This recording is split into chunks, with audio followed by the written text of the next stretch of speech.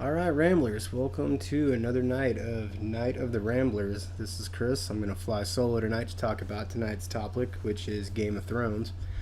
Hopefully, some of you are big fans like I am. Sean isn't, which is why he's not here for this episode, and he's also probably working. I don't really know the title of last night's episode, and I'm not going to go super duper into detail because there's blogs out there and people that actually research this that do a lot better job. This is just sort of my initial reactions to how I felt about the episode and where I think it's going to go going forward.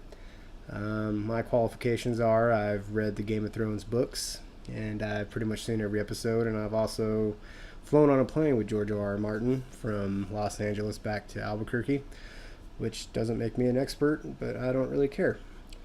So let's go ahead and dive right into the episode. First off, I was super duper happy that Bronn is still alive. Besides Tyrion, he's probably my favorite character in the entire series. Mercenary, just sort of lets people know how it is. I gotta respect that about him. My favorite part of the episode is when he told Jaime that he will absolutely not help them fight the dragons because that's suicide. You gotta respect that because they are outnumbered by 3 dragons. So even if you're taking down one of them, the other 2 are probably wrecking house all over wherever you're at. So I don't blame him one bit. I thought the entire scene between he and Jaime was really great about how he's not going to let him die before he gets what's owed to him.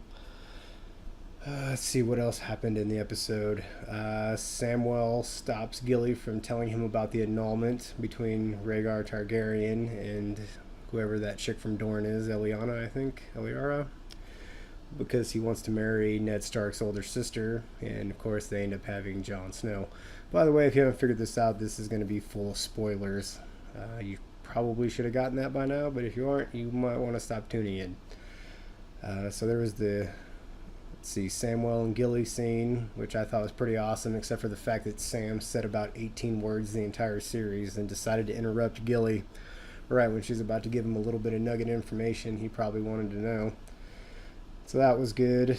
Daenerys cooking the Tarleys I thought was good and bad. Basically, I don't really understand why Dickon, is that his name? Dickens, let himself get torched along with his father. I mean, his father had already sort of taken the sacrifice on that one. To me, it seemed pretty needless on his part. And even Tyrion was trying to talk him out of it. But I guess when you have that kind of guy for a father, honor means more to you than your own life and your own family, because now they're going to be pretty much unprotected. So it'll be interesting to see how that works. Daenerys sort of has become like everybody else in the series because she cooked the people that wouldn't bend the knee to her. I think that's going to come back to bite her in the butt at some point. But that was a pretty good scene. Their special effects with the dragons are really good. I don't think they're too over the top, but that's just me. The fact that they brought Gendry back, I thought was awesome. I've always liked his character for some reason, and I thought the whole bromance between him and Jon Snow is good for the show. I do a podcast with my best friend, so I'm all about the bromances. Other people might feel differently about it, but when they're sitting there cracking on each other and how their fathers, they don't look anything like them, I thought that was pretty funny. Actually, I thought the entire Jon Snow arc was awesome this episode. When he tells Daenerys that he's a king and he doesn't have to stay there if he doesn't want to, that was ballsy. The dragon not killing him pretty much reveals that he's a Targaryen to anybody that hasn't been paying attention to the series. He is the daughter of Rhaegar and Lyanna Stark. I can't remember her name. It also leads more credibility to the fan theory that Tyrion is Aegon the Conqueror, the Last King's bastard son with Tywin's wife. So if you haven't read that fan theory, you should definitely go out and check it out. I think it's definitely worth a little looky-loo. So I thought that entire arc was great. I'm a little worried about what's going to happen to him next week. I know he assembles his A-team with the Hound and that gang and Gendry and the guy who's in love with Brienne. Thought that whole thing was great when he says we need the big woman. Gotta respect a man that likes women that can kick their asses, because that's how I feel. I like women that can beat me up. Which you can't really find too often in New Mexico. Just kidding. Everybody I go to the gym with, I don't want you to whoop my ass. But I definitely think something's going to happen to him next week, because if you look in the previews, you can see the Army of the Dead sort of encircling him. I don't think they're trying to kill him. I think they're trying to capture him. So I'm kind of curious to see why that is, and if Bran's going to be able to help him. That scene where Bran sends the crows to look at the Night King, and the Night King just sort of swats him away. I thought that was awesome. It makes me wonder what they're going to do with Bran's story, and if he's going to stop Littlefinger. We got a little bit more into that whole group with the whole note. And for those of you that are wondering, that note is actually the note that Cersei makes Sansa send back after they behead Ned Stark, or right about to in season 1.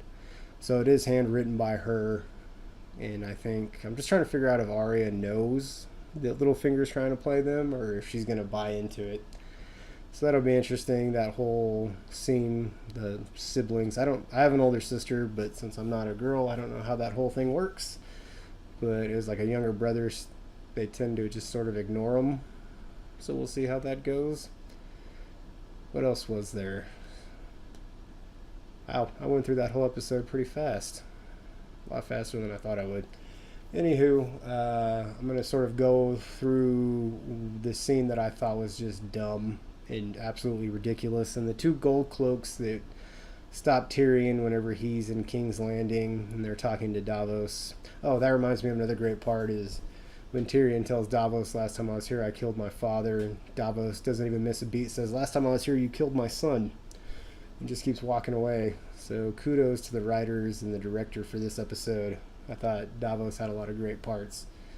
But going back to the gold cloaks, even if you are like the worst military man on the planet, you probably should never turn your back on 2 people to talk to a third. Especially, like, I get it, there's not like a warning sign, but there should be some sort of like internal clock that's telling you that something bad's about to happen to you when you turn your back on 2 people. Like, I get it, you're never really thinking to yourself, the bastard son of our former king's about to smash me in the face with a warhammer.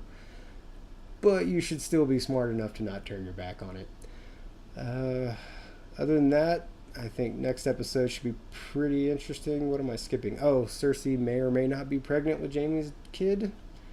I feel like her maester, is it Qyburn, something like that, is the like equivalent of medieval group text messaging. That he's sort of the gossip girl of that group, and I'm kind of a little bit afraid because every time I see that guy talking to Cersei, something bad's about to happen. So we'll see how that whole thing plays out.